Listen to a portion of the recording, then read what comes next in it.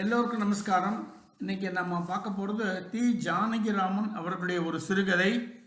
கதை பேர் காப்பி. இல்லை, தஞ்சாவூர் மனம், அந்த ஜில்லா மனம் வாசனையோட பல நல்ல கதைகள் அவர் கொடுத்துருக்கார். அந்த மாதிரி ஒரு கதை தான் அது. இதுவும் அந்த காலத்தில் 65-70களில் வந்த கதைன்னு இருக்குது. அந்த காலகட்டத்துக்கு போய் நம்ம நல்லா ரசிச்சோம்னா ரொம்ப நல்லா இருக்கும். அந்த மாதிரி ஒரு கதையை தான் இன்றைக்கி பார்க்க போகிறோம். தி ஜானகிராமன் அவர்களின் காப்பி. சொல்ல வேண்டாம் என்றுதான் பார்த்தேன். இனிமேல் முடியாது. ப்ரெஷர் குக்கர் கூட பீச்சி அடிக்கிறது. நான் மாத்திரம் என்ன, மிஞ்சி போனால் சொல்லிவிடப் போகிறேன். அம்மாவிடம் இல்லை, முதலாளியிடம், தம்புவிடம். தம்பு என்றே அவரை கூப்பிட்டு விட்டு போகிறேன். கூப்பிட்டால் என்ன, ஆனது ஆகட்டும். கழுத்தை நெட்டி வெளியே தள்ளட்டும். சம்பள பாக்கியை கொடுக்காமலே கூட போகட்டும். அம்மா தவசத்தை விடுவதாவது. நான் எதற்காக விட வேண்டும்? நான் முதலாளி இல்லை, பிஏ எம்ஏ படித்ததில்லை, லண்டனுக்கு போனதில்லை, அமெரிக்காவுக்கு போனதில்லை, பம்பாய் டெல்லிக்கு கூட போனதில்லை. வெறும் சமயக்காரன், குக்கு இல்லை, குக்கர். போன வருஷம் ஒரு நாள் சுரைக்காய் கூட்டு பண்ணியிருந்தேன். அம்மாவுக்கு சந்தோஷம் தாங்க முடியவில்லை. பிரமாதமாக இருக்கே என்று ஒரு 7-8 தரம் சொல்லிவிட்டால். முதலாளியிடம், இன்னைக்கு சங்குரு பண்ணியிருக்கிற கூட்டை பார்த்தேளா? ராஜா தலையை போல இடறது என்று மாய்ந்து போனாள். ரொம்ப நன்னாத்தான் பண்ணியிருக்கான். ஒரு நாளும் இப்படி அமைஞ்சதில்லை. அதனால் என்ன செய்யலாம்? குக்கிலிருந்து பதவியை உசத்தி போடணும். இனிமே குக்கர்னு கூப்பிடணும். இன்னும் ஒரு வருஷம் இதே மாதிரி பண்ணினால் குக்கஸ்ன்னு பண்ணிவிடுவோம். பேஷ் நன்னா இருக்கே என்று பூரித்து போனால் அம்மா. தம்பு சிரித்தான். இல்லை, முதலாளி சிரித்தார். தம்பு என்றே வந்து விடுகிறது. நான் என்ன பண்ண? வாசனை. குக்கர், குக்கஸ்ட். எனக்கும் இங்கிலீஷ் தெரியும். நானும் கந்தசாமி ஐயர் பிரைமரி பள்ளிக்கூடத்தில் தானே படித்தேன். இந்த காலம் மாதிரியா? அந்த காலத்தில் 1ஆம் வகுப்புலேயே இங்கிலீஷை சொல்லிக் கொடுப்பார்கள். அரிணமூத்தோடைய CAT கேட், RAT ராட் என்று சொல்லிக் கொடுப்பார்கள். புதுசாக ஒரு பையனை சேர்க்க வந்தால் வாட்ஸ் யுவர் நேம் என்று கேட்பார் வாத்தியார். பதில் சொல்ல வேண்டும். வேர் டு யூ கம் ஃப்ரம் என்று அடுத்த கேள்வி. அதற்கும் பதில் சொல்ல வேண்டும். அப்புறம் வாட்ஸ் யுவர் ஃபாதர் என்று கேட்பார் வாத்தியார். அதற்கும் சரியாக பதில் சொல்ல வேண்டும். 3ஆம் வகுப்பு படிக்கின்ற போது ஒரு பையன் வந்தான். வெள்ளை வெளையர் என்று வாழைக்கூர்த்து மாதிரி இருந்தான். கண்ணம், கழுத்து, முன்னங்கையில் பச்சை நரம்பு தெரிஞ்சது. அது என்ன வெள்ளை? கட்டம் போட்ட சிவப்பு சட்டை, கீழே அரைக்கால் சட்டையே யாருக்கும் தெரியாத பொழுது. 3 முழத்தில் ஈரழை துண்டு, சாய வேஷ்டி, இவையெல்லாம் தான் நான் கட்டிக்கொள்வேன். நான் என்ன, எல்லா பையன்களும் தான். அந்த பையனை பார்த்ததும் ஒரு நிமிஷம் பேசவில்லை. நாங்கள் மூச்சடைத்து பார்த்து கொண்டிருந்தோம். My father is a clerk in the Burmah Shell company என்று பளிச்சென்று சொல்லிவிட்டு அடுத்த கேள்விக்காக வாத்தியாரின் முகத்தையே பார்த்து கொண்டிருந்தான் அவன். ரொம்ப பணக்கார பையன் போல இருக்கடோ என்று என் காதோடு சொன்னான் தட்டார கிருஷ்ணமூர்த்தி. ஏய், நந்தியா வெட்ட பூமாரி இருக்காண்டா என்றான் மாரிமுத்து. வாத்தியார் மேலே கேள்வி கேட்கவில்லை. பையனை உட்கார சொல்லிவிட்டார். இஞ்ச வா என்று எல்லோரும் அவனுக்கு தன் பக்கத்தில் இடம் ஒழித்தார்கள். மாரிமுத்துவுக்கு வலது பக்கத்தில் உட்கார்ந்து கொண்டான் அவன். அவன் பெயர் கோபால் தான். ஆனால் வீட்டில் அப்பா அம்மாலாம் தம்பூர்லாம் கூப்பிடுவாங்களாம் என்றான் மாரிமுத்து. ஆனால் மாரிமுத்துவின் பக்கமும் அவன் நிலைக்கவில்லை. முதல் நாளே பளிச்சென்று பதில் சொன்னதால் வாத்தியார் அவனை தனக்கு பக்கத்தில் இருக்கிற பெஞ்சில் முதலில் உட்கார சொல்லிவிட்டார். அதனால் நாங்கள் நெருங்கி பழக முடியவில்லை. அவனோடு யாரும் சேரமாட்டார்கள். அவன் சட்டையில் அழுக்கே இருக்காது. சலவையில் மடிந்த கோடு கூட சட்டை நுனியில்தான். அதுவும் உட்காருகின்ற பின்பக்கம்தான் கிளைத்திருக்கும். தட்டார கிருஷ்ணமூர்த்தி பாதி நாளைக்கு வேட்டியே கட்ட மாட்டான். அவன் அண்ணன் சட்டையை கணுக்கால் வரை போட்டுட்டு வந்து வேட்டி இல்லாமல் வந்துடுவான். அவன் மாரிமுத்து நான் எல்லோரும் ரொம்ப சிநேகிதம். அதான் நாங்கள் 3 பேரும். ஆனால் நாங்கள் 3 பேரும் அட்டை கருப்பு. கோபாலுக்கு பயமாக இருந்ததோ அசிங்கமாக இருந்ததோ எங்களோட சேர மாட்டான். எங்களுக்கும் பயம். வெள்ளை உடம்பு, வழவழ உடம்பு, வெள்ளை சட்டை, புது புது சட்டை, அரைக்கால் சட்டை, பல கிளிப்பு போட்ட பென்சில், கால் செருப்பு, இவ்வளவையும் பார்த்தாள். ஆனால் அவனையே பார்த்து கொண்டிருப்போம். வாத்தியார் எந்த கேள்வி கேட்டாலும் அவன் எல்லாரும் மாதிரியும் கையை தூக்கி தூக்கி பறக்க மாட்டான். உசு உசு என்று எல்லாரும் மாதிரி அவனுக்கு நாக்கு உரைக்காது. ஆனால் கையை தூக்கி 4 உரைத்த பெயர்கள் எல்லாம் தப்பு, நீ சொல்லு என்று கோபால் என்றதும் கோபால் எழுந்து சொல்வான், கரெக்ட் என்பார் வாத்தியார். 11 மணிக்கு பாத்ரூம்க்கு விடுவார்கள். பள்ளிக்கூடமே விழுந்தெடுத்து கொண்டு வாசலில் இறங்கி ஓடும். வாசலில் இறங்கி 10-12 படிகள் உருண்டு விழுந்து விடுவது போல ஓடுவோம். ரொட்டி கடைக்கு பக்கத்திலே சந்தில் மூக்கை பிடித்து கொண்டு உட்கார்ந்து விட்டு வருவோம். மாரிமுத்து எங்களை அழைத்து கொண்டு மூளை பட்சண கடைக்கு போவான். காலனா கொடுத்தால் ஒரு சின்ன கோபுர பொட்டலம் நிறைய வெங்காய தூள் பக்கோடா. வெங்காயம் வறுபட்டும் கருநீலமும் சிவப்புமாக. ஐயோ என்ன ருசி! எங்கள் அப்பா சாஸ்திரிகளாக இருந்தாராம். அதனால் அம்மா வெங்காயமே சமைக்க மாட்டா. அப்பா தான் அப்போ இல்லையே. ஆனால் மானத்திலிருந்து பார்த்து கொண்டிருப்பாராம். வெங்காயம் பிடிக்காத, தூள் பக்கோடாவில் சிக்கி ஒடிக்கிற வெங்காயம் பிடிக்காத மனித ஜென்மம் இருக்குமா? அதனால தான் கோபாலா பார்த்து எனக்கு புரியல. 11 மணிக்கு அவன் வெளியே வரமாட்டான். அவனுக்கு பாத்ரூமே வராதா என்ன? பள்ளிக்கூடமே வந்த பிறகு அவன் மட்டும் தனியாக என்ன செய்வான்? பாவண்டா. அவங்க அப்பா அம்மா வீடா வேற எங்கேயும் ஒன்றுக்கு இருக்கக்கூடாதுன்னு சொல்லியிருப்பாங்க போல இருக்கு. பாவம் என்று சொல்லி ஒரு நாள் தூள் பக்கோடாவை பங்கு போட்டு வகுப்பில் கோபாலிடம் கொடுத்தான் மாரிமுத்து. எனக்கு வேண்டாம் என்று ஒரே கண்டிப்பாக தலையை செய்து விட்டான் கோபால். நன்னா இருக்கும் தம்பு என்றான் மாரிமுத்து. என் பேர் கோபால் அண்ணா என்றான் நெற்றியை சுளுக்கியபடி. வீட்டில் தம்புன்னு தான் கூப்பிடுவாங்க நீ. அது வீட்டில், இங்கே அப்படி கூப்பிடக்கூடாது. எனக்கு வேண்டாம் ஒன்றும், இப்போ பசிக்கலை. வெங்காய தூள் பக்கோடா தின்னாதவன் எங்கள் அப்பா மாதிரி தேவலோகத்தில் இருக்கிற உணவு என்னவோ. மாரிமுத்துவுக்கு வருத்தம். அப்புறம் அவனை சரியாக பார்க்கறதில்ல. எனக்கும் பார்க்க இஷ்டமில்லை. முன்ன போல் கண்ணாலேயே விழுங்க இஷ்டம் இல்லை. இருந்தாலும் ஆசை விடவில்லை. நந்தியாவட்ட பூ மாதிரி இருந்தானே. அம்மாவிடம் தினமும் அவனை பற்றி ஒரு தடவை சொல்லாமல் இருக்க முடியாது.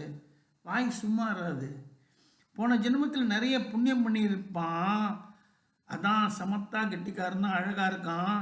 நீ சுவாமியை வேண்டிக்கோ, தானாக முதல் பெஞ்சு கிடைக்கும், அவனுக்கு பக்கத்திலே கிடைக்கும் என்று எனக்கு தலை பண்ணும்போது அம்மா சொன்னாள். அம்மா வாக்கு எத்தனை வருஷம் கழித்து பலித்திருக்கிறது. போன வருஷத்திற்கு முதல் வருஷம். 40 வருடம் கழித்து அவன் பக்கத்தில் வந்து விட்டேன். என் கையாலேயே சமைத்து போடுகிறேன். ரசம் வாங்கி பிட்டில் வேப்பம்பு ரசம், சேனத்துவையல், தேங்காய் சட்னி எல்லாம். இன்னும் முதலாளிக்கு நான் யார் என்று தெரியல.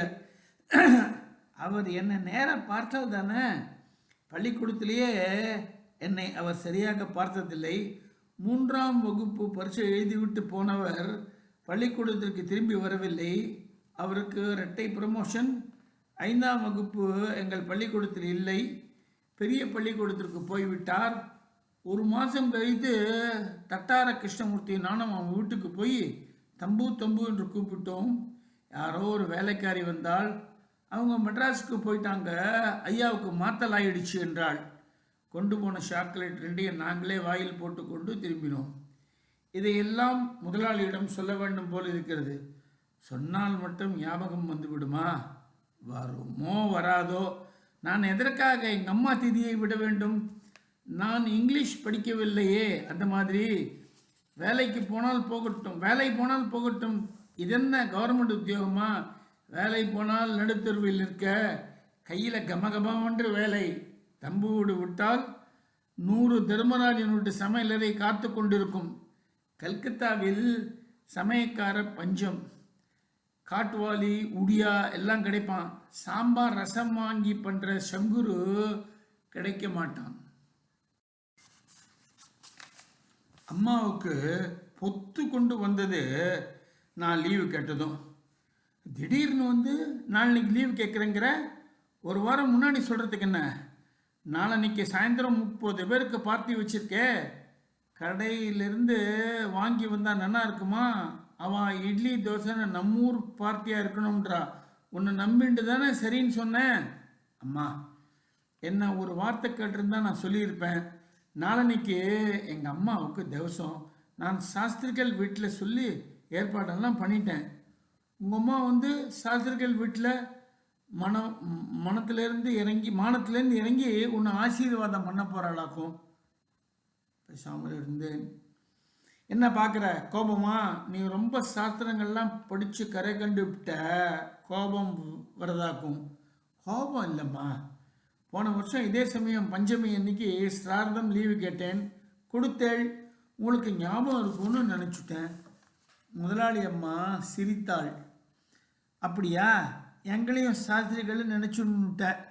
ஊரில் யார் யார் வீட்டில் யார் யார் அப்பா அம்மாவுக்கு திதி வருதுன்னு சாஸ்திரிகள் மாதிரி டைரியில் குறித்து வச்சுட்டுருப்போன்னு நினச்சியாக்கும்.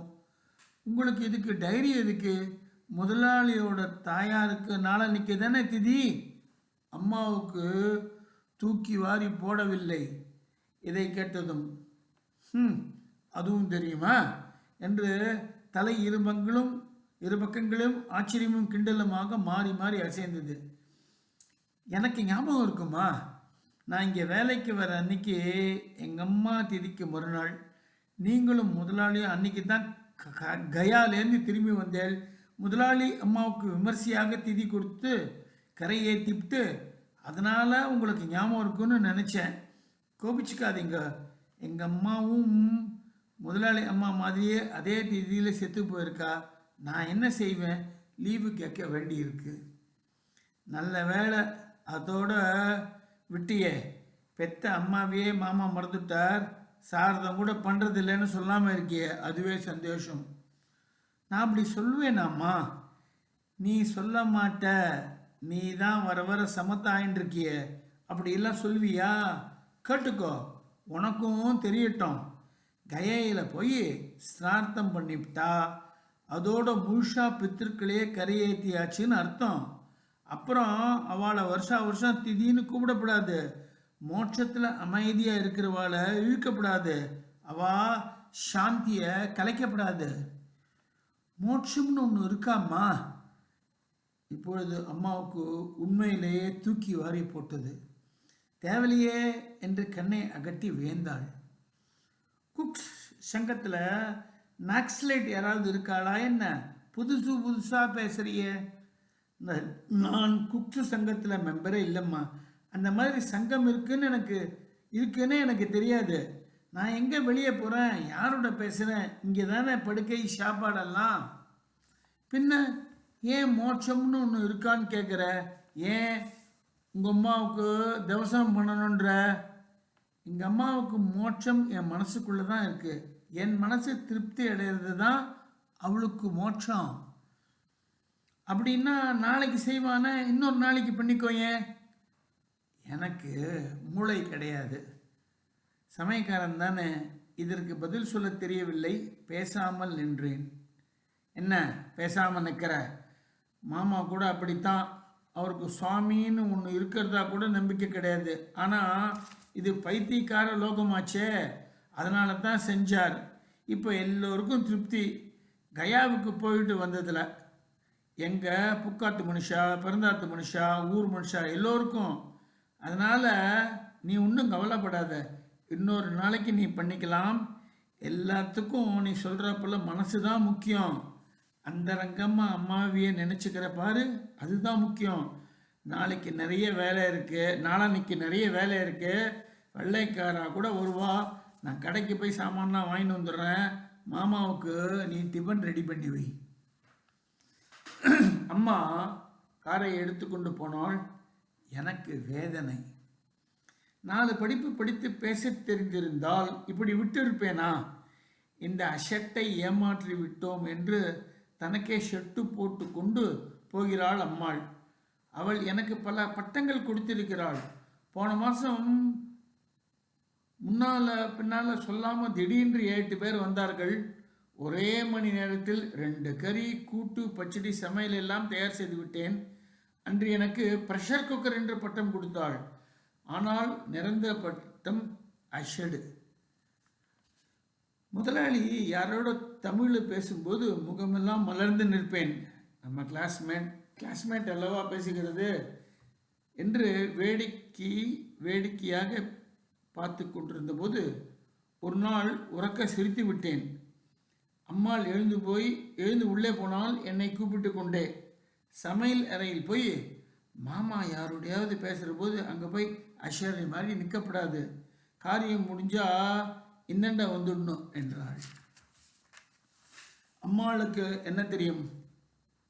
உப்மா கிண்டுகிற மாதிரியே இல்லை, காப்பி போடுகிற மாதிரியே இல்லை. ஏதோ போட்டேன். கார் சப்தம் கேட்டது. முதலாளி வந்து விட்டார். தன் அறைக்கு போய்விட்டார். ஜேம்ஸ் போய் கோட்டை கட்டி சட்டையெல்லாம் வாங்கி வைத்து விட்டு வந்தான்.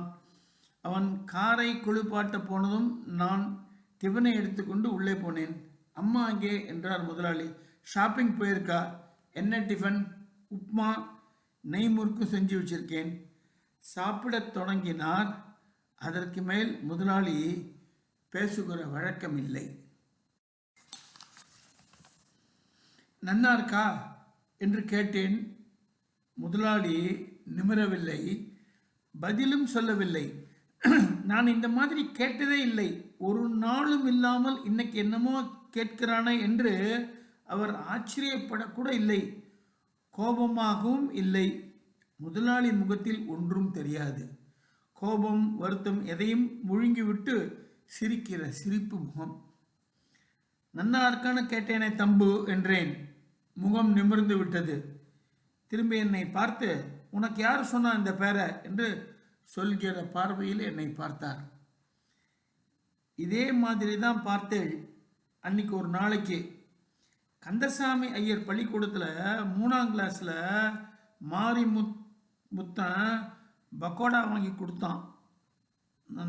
நன்னா இருக்கும் தம்புன்னு தான். உங்களுக்கு பிடிக்கல தம்புன்னு கூப்பிட்டது. உங்கள் அம்மா கூப்பிடுற பேர் இது, எங்கள் அம்மா கூப்பிடுற பேர் இது பள்ளிக்கூடத்தில் இல்லைன்னே. முதலாளிக்கு முகம் மலர்ந்து விட்டது. உனக்கு தஞ்சாவூரா என்றார். ஆமாம், உங்களோட 3ஆம் கிளாஸில் படித்தேன், கந்தசாமி ஐயர் பள்ளிக்கூடத்தில். நீங்கள் டபுள் ப்ரொமோஷனில் ஹைஸ்கூலுக்கு போயிட்டு கொஞ்ச நாள் கழித்து நானும் ஒரு பையனும் உங்கள் வீட்டுக்கு போய் தம்புன்னு கூப்பிட்டோம். நீங்கள் மாத்தலாகி மெட்ராஸ்க்கு போயிட்டேன்னு சொன்னால் நான் 4ஆம் கிளாஸோடு நிறுத்திவிட்டு காபி கிளப்பில் வேலைக்கு சேர்ந்துட்டேன். அப்புறம் முதலாளியை இங்கே தான் பார்த்தேன் என்று கடகடவென்று ஒப்பிட்டேன். புது பெண்ணோடு பேசுகிற மாதிரி நாக்கிலே நடுக்கும், வார்த்தைகளிலே குளறல். முதலாளி என்னை பார்த்தார். ஆச்சரியம் அவிழ ஒரு நிமிஷம் ஆயிற்று. அந்த சங்கரனா நீ என்றார். உங்களுக்கு என்ன ஞாபகம் இருக்கிறதா? ஞாபகம் இருக்கா தம்புன்னு கேளு. நீ அந்த சங்கரன் தானே? எந்த சங்கரன்? அந்த சங்கரன் தான். ஒரு சனிக்கிழமை அன்னைக்கு கிழமை 7:30 மணிக்கு பள்ளிக்கூடம். நான் லேட்டாக எழுந்துட்டேன். மணி 7:15 ஆயிடுத்து. அவசரமாக பல்ல தேய்ச்சி சட்டையை மாட்டிண்டு பள்ளிக்கூடத்துக்கு ஓடி வந்துட்டேன். கந்தசாமி ஐயர் மூக்குப்பிடி போட்ட நகத்தோட தொடையை கிள்ளி விடுவாரோன்னு பயம். அலறி பிடிச்சிட்டு ஓடி வந்துட்டேன். நல்ல வேலையாக கடைசி மணி அடிக்கிறதுக்கு முன்னாடி பள்ளிக்கூடத்துக்குள்ளே வந்துட்டேன். மெதுவாக உன் பக்கத்தில் நின்றுண்டு வந்தனம் தந்தோம் என்று எல்லோருடையும் சேர்ந்து பாடினேன். அப்புறம் கிளாஸ் ஆரம்பிச்சதுக்கப்புறம் 8 மணி இருக்கும். பியூன் கங்கா தான் வந்து உங்கள் அம்மா கூப்பிட்றாங்க, வாத்தியாரை கேட்டுக்கின்னு போ அப்படின்னா. நான் எழுந்து போனேன். எங்கள் அம்மா வந்து 2 கிளாஸுக்கு நடுவில் நிலைப்படி ஓரமாக ஒரு பூனா தம்ளரை கையில் வச்சுட்டு நின்றுட்டு இருந்தா. அம்மாவை பள்ளிக்கூடத்தில் பார்க்குறதுக்கு எனக்கு வெக்கமாக இருந்தது. ஏண்டா தம்பு, காபி சாப்பிடாம வந்துட்டியடா, கொண்டு வந்திருக்கேன் என்று மூடியை திறந்து டம்ளரை என்கிட்ட கொடுத்தா. கொஞ்சம் ஆறி போயிருந்தது. ஆனால் என்ன ருசி, என்ன ருச்சி. அம்மாவை பார்த்துட்டே குடித்தேன். அவள் என்னை அப்போ பார்த்துட்டே இருந்தா. அந்த மாதிரி என்னை யாரும் பார்த்ததில்லை. இன்னி வரைக்கும் டம்ளரை திருப்பி கொடுத்தேன். கிளாஸுக்கு போக மனசு வரல. கொஞ்ச நாள் அம்மாவை பார்த்துட்டே நின்னேன். எனக்காக நடந்து வந்தேன்னு கேட்கணும் போல இருந்தது. மனசுக்குள்ளே இருக்கு, கேட்க தெரியல. அம்மா என்னை பார்த்துட்டு நான் போயிட்டு வரட்டுமா அப்படின்னா தலையாட்டினேன். அம்மா இறங்கி போனா. திரும்பினேன். நீ நின்றுட்டு இருந்த. உங்கள் அம்மா அவான்னு கேட்ட. தலையாட்டினேன். என்ன கொண்டு வந்தான்னு கேட்ட. காப்பின்னு. நீ பேசாமல் போயிட்ட. அப்புறம் நீ என்னையே பார்த்துட்டு இருந்த. பீரியடு முடிஞ்சதுக்கப்புறம் எங்கள் அம்மாவுக்கும் எங்கள் அம்மாவும் எனக்கு காப்பி கொண்டு வந்து கொடுப்பா. ஆனால் எங்கள் அப்பா செத்து போய் 1 வருஷம் ஆகலை. அதனால் வரமாட்டான்னு சொன்னேன். அப்புறம் உன்னை பார்க்குற போதெல்லாம் எனக்கு மனசு கஷ்டப்படும். பார்க்கவே முடியாது. எத்தனை வருஷமாச்சு என்றார் தம்பு. கொஞ்ச நேரம் அவர் பேசாமலே உட்கார்ந்திருந்தார். எங்கோ பார்த்து கொண்டிருந்தார். தஞ்சாவூருக்கு போய்விட்ட பார்வை. பிறகு கை சுண்டு விரலால் கண்ணோரத்தை வழித்தார். அப்பொழுதுதான் கவனித்தேன், இடது கண் ஓரத்திலும் ஒரு பொட்டு துளிர்த்திருந்தது. அந்த மாதிரி காப்பியை நான் இன்னும் சாப்பிடவில்லை. அப்புறம் ஆயிரக்கணக்கில் காப்பி சாப்பிட்டாச்சு. Turkish coffee, London coffee, Paris coffee. ஆனால் அந்த காப்பி சரசரவென்று சிரித்தார் தம்பு. ஆகாத ஆழ மனுஷன், ஏன் திடீர்னு அந்த ஞாபகம் வந்தது இப்போ என்று சிரித்தார் மறுபடியும். நாளைக்கு எங்கள் அம்மாவுக்கு சிரார்த்தம். அதுவா? காமு சொன்னா ஃபோனில். என்கிட்டயும் கேட்டுடுவியோன்னு பயந்துட்டா போல இருக்கு. நீ இன்னைக்கு ரொம்ப வேதாந்தம்லாம் பேசினியாமே. அம்மாவுக்கு உன் மனசில் தான் மோட்சம்னு சொன்னையாமே. நான் கூட 2 பசங்களுக்கும் 6 வயசுலேயே பூனல் போட்டுட்டேன். பொண்ணு 2க்கும் மந்திரம் அக்னியெல்லாம் வச்சு தான் கல்யாணம் பண்ணினேன். வருஷம் அம்மாவுக்கு தவசம் பண்ணணுமேனு சோம்பின்ட்டு தான் கயாவுக்கு போய்விட்டு வந்தேன். கயாயிலையும் நம்பிக்கை கிடையாது. எனக்கு ஒன்றுலேயும் நம்பிக்கை கிடையாது. பொண்டாட்டி, மச்சினா, என் தங்க பசங்க இவாக்கிட்ட தான் நம்பிக்கை. இப்போ உங்ககிட்டையுமே நம்பிக்கை தான். நீங்கள் என்ன சொல்கிறீள்? நீ என்ன சொல்கிற? தம்புன்னு கேள. என்னை ஒருத்தரும் தம்புன்னு கூப்பிட மாட்டேங்கிறா. எனக்கு உன் பேரில் நம்பிக்கை. நாளைக்கு உனக்கு லீவு கொடுத்தாச்சு. பார்ட்டியை இன்னொரு நாளைக்கு வச்சுக்கிறேன், போதுமா? தம்பு என்று குழறினேன். அப்படியே இன்னும் 2 சாஸ்திரிகளுக்கு சொல்லிட்டு வா, இங்கே வர சொல்லு. எங்கள் அம்மாவோட பங்கு தான் சோடா போவான. இந்த விஸ்கியை இன்னொரு நாள் குடிச்சுட்டா போச்சு. தம்பு சரசரவென்று மறுபடியும் சிரித்தார். இன்னும் 2 கப்பு காபி போட்டுண்டு வா, 2 பேரும் சேர்ந்து குடிப்போம். சேர்ந்து உட்கார்ந்துண்டு காரு வரத்துக்குள்ள. தி. ஜானகிராமன் அவர்களுடைய இந்த காப்பி கதை முதல்ல அதோ விவரிப்பர் என்ன இருக்கும், அதுலேயே அழுந்து போகிற மாதிரி நமக்கு இருப்போம். அப்புறம் சடனாக ஒரு சின்ன டேர்ன் எடுக்கும். ஒரு ஃபிலசப் மாரி வந்து கடைசியில் நம்ம என்னமோ பண்ணுறது, படிக்கிறதே கஷ்டப்படுற அளவுக்கு ஒரு உணர்ச்சியெல்லாம் கிளப்பி விட்டுட்டு போயிடுவார். எல்லாத்துக்கும் பதில் ஒன்றும் சொல்லாமல் நீங்களே பார்த்துக்கோங்க, நான் ஒரு ஸ்டைலில் விட்டுருவேன். சொல்லாமல் சொல்லும் கலையில் அந்த மாதிரி வந்த ஒரு ரொம்ப நம்ம நிகழ்த்தக்கூடிய ஒரு கதையை தான் இது காப்பி. நான் ரொம்ப அனுபவித்து இந்த கதையை படித்து உங்களோட ஷேர் பண்ணிட்டுருக்கேன். வழக்கம் போல் நீங்களும் அதை நிச்சயமாக நன்றாக ரசிப்பீர்கள்னு நம்புகிறேன். நன்றி, வணக்கம்.